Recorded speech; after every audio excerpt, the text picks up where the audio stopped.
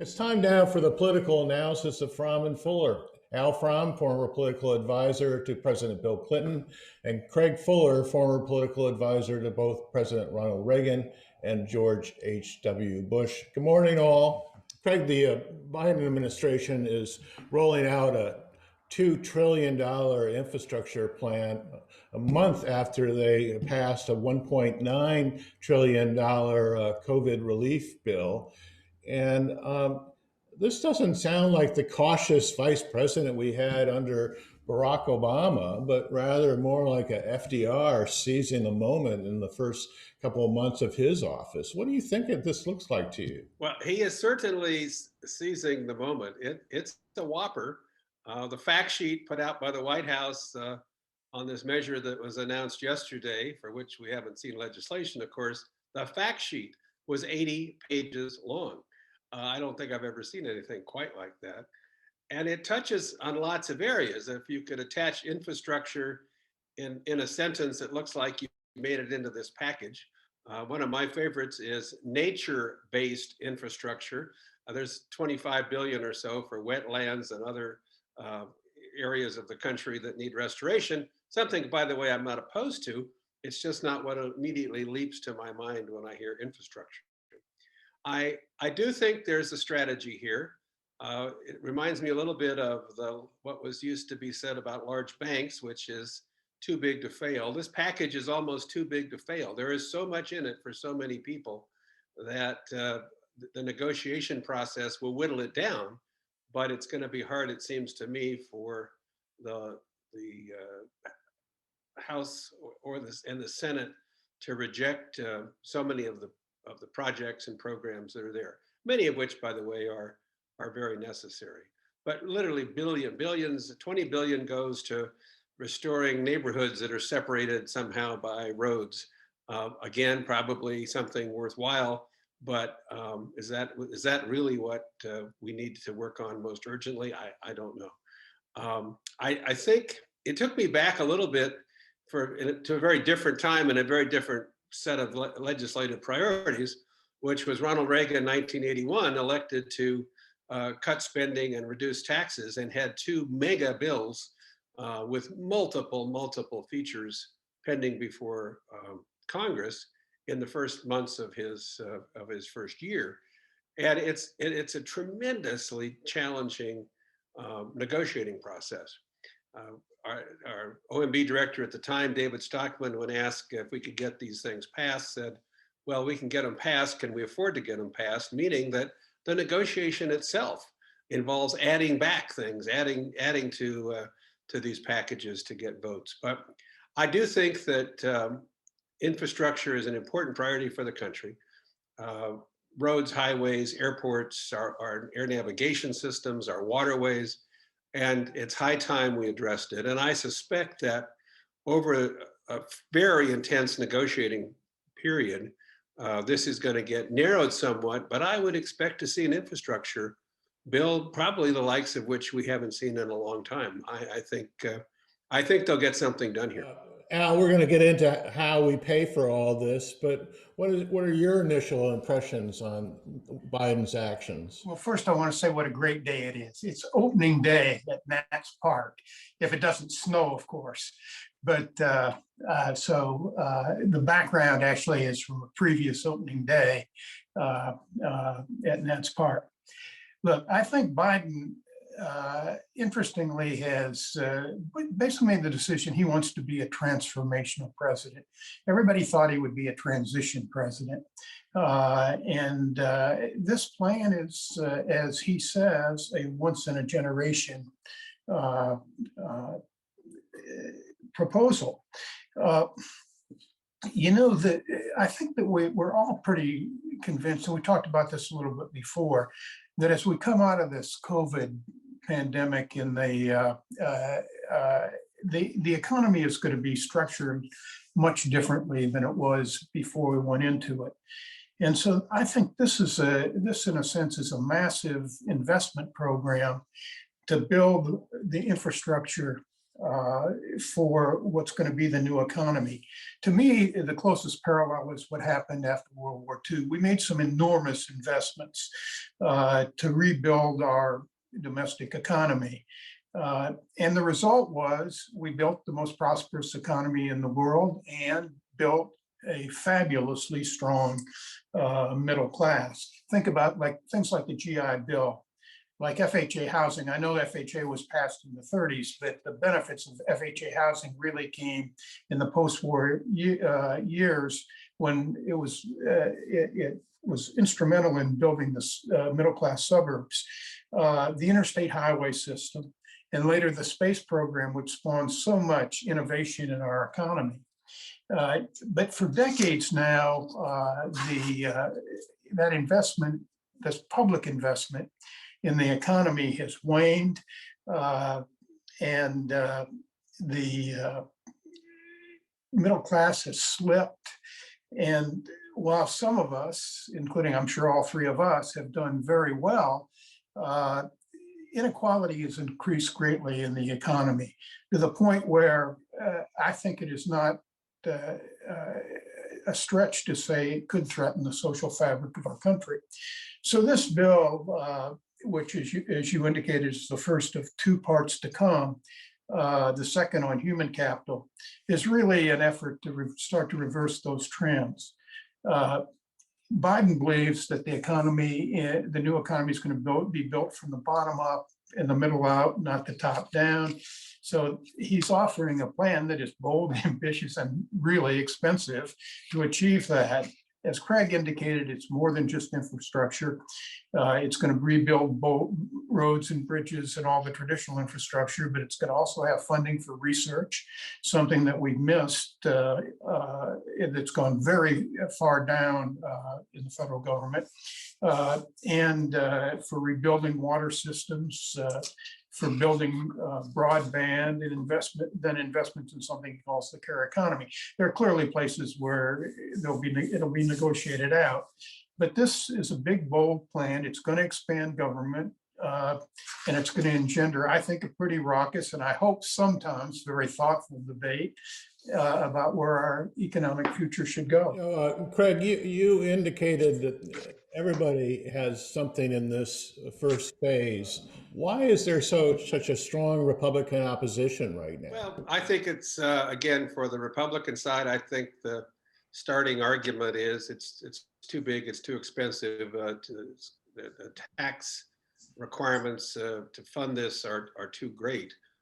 But that's where they're starting out, and they'll come to the table. You know, the Trump administration had an infrastructure bill. George W. Bush had an infrastructure bill. You know, really, this has been going on for some time without being addressed in such a large way. And Al is right. I mean, these are things that the country needs. I am more interested in a way, I'm sorry to my Republican friends on the Hill, I'm more interested to hear what governors have to say, what mayors have to say, because if I was putting together the supporting coalition for this package, it would be out across the country where I would expect that there's a high degree of enthusiasm for a lot of the projects that are included in this package. But Republicans have to go home too, remember, back to their districts and explain, you know, where money is being spent and where it's not being spent. And to go back and, you know, stand up in front of your constituents and say, I'm really proud to tell you that you're not going to get the highway, or the bridge is not going to get repaired, or the waterway is not going to provide the shipping channel that we hoped it would. Those are the kinds of things that local economies thrive on. And so I think that the support across the country is going to moderate somewhat the initial assault on this. And by the way, it's not all Republicans. It's those organizations who build their base and build their supporters by campaigning against tax increases and spending. By the way, if that's the measure, we've seen spending grow rather dramatically, so I'm not sure how successful they have been in the past or will be in the future at blocking that. I think one of the most one of the biggest changes on the national political scene and debate since the time that we were really active in it, is that the dividing line now seems to be not culture, not economics, it's really almost partisan. And so you can almost be assured that if one party comes out with a proposal, the other party's first reaction is going to be violently against it. That as we continue our discussion, I want to talk more about that a little bit, but I think that's a really important point. As Craig says, at some point, the Republicans are going to have to say, well, we just voted against giving you the $1,400 you needed, and the tax relief that would, or the tax credit that would help you pay for your childcare because you had to spend more on your kids and you couldn't go to work. At some point they're going to have to say, we got to say yes to something. And we don't have that much time left, but we do have to pay for this stuff. I guess it really comes down to how corporations are going to kind of process this. I guess they're going to from 21 to 28% tax rate. Yeah.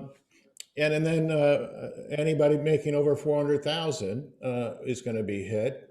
How do you think Biden's going to weather that, Al? It's going to be tough. I mean, Congress always would rather build things than pay for them. You mentioned the Trump tax cuts. I mean, basically what's happened over the last 20 years. Craig was part of an administration that tried to be responsible on taxes, and then we beat him over the head with it in 1992. But over the last 20 years, what's happened, Democrats got the economy with building on what Reagan did in the 1990s, humming along, and George Bush decided to give, instead of reinvesting in the country, decided to give a big tax cut to his friends.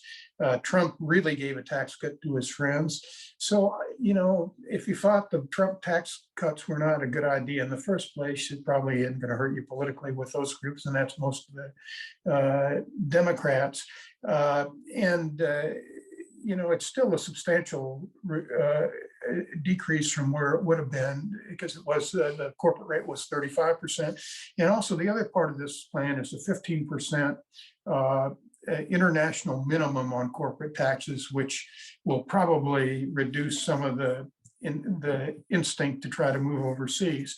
But there's something more behind this, and that's the question that I've thought about for a long time, and that's about taxing work, whether you want to tax wealth more than work. For a long time, I've been a big fan of cutting the payroll tax. One thing I want to mention, last week we lost a dear friend of mine and of Craig's, Senator Bill Brock, who lived in Annapolis for most of the last part of his life, but represented Tennessee, once actually ran for Senate here. And he'd been a longtime friend of mine. And, we did an op-ed together in 2016 on trying to divert taxes from people and work to things. I think Biden will spur a real debate if his handling the pandemic continues to go well and the economy continues to grow at a rapid pace. He may get some of this through, but it's going to be a tough slog. Craig, what's your take? I think President Biden arrives at this moment in time with a couple things going for him. First of all, the public has begun to realize that somehow people worth hundreds of millions of dollars when the pandemic began are now worth billions of dollars. In other words, although it's a small number, it's a growing number of people whose wealth has increased dramatically over the last 12 months, when many people have really struggled. And that, I think, builds support, if not on a bipartisan basis, at least independents and some Republicans will join this call for somehow, some way to address this dramatic growth of wealth at the higher income levels. The second element is that the nature of the infrastructure, to use the term in Washington, has changed a little bit. The U.S. Chamber of Commerce is under new leadership. The new leader and the people there have sought to build broader relationships and more bipartisan relationships. So the one of the bulwarks against tax increases, a group that would go out and spend, hundreds of thousands or millions of dollars to try to block actions that were seen as adverse to business, simply is in a different position today. Whether that makes a difference or not, I'm not sure, but the niche associations have a more difficult time organizing against these large tax packages. And finally, you don't spend $3 million without having an impact on business. So there are some huge winners in this package. Even if you just stick with traditional infrastructure, the people that will build, the roads, the highways, and repair the bridges and the waterways. So again, when you go out across the country, there's a case to be made that this means jobs for your local employer, means jobs for your people, and to increase taxes on the wealthy is maybe not quite the hurdle it used to be. So I think that the stars are aligning a little bit for the Biden administration to make some progress here. I do want to wish my friend Al the best at the opening day. For me, I'm going to go enjoy some of the nature-based infrastructure that I'm surrounded with here on the Eastern Shore. Al Fromm, Craig Fuller, thanks so much. See you next week.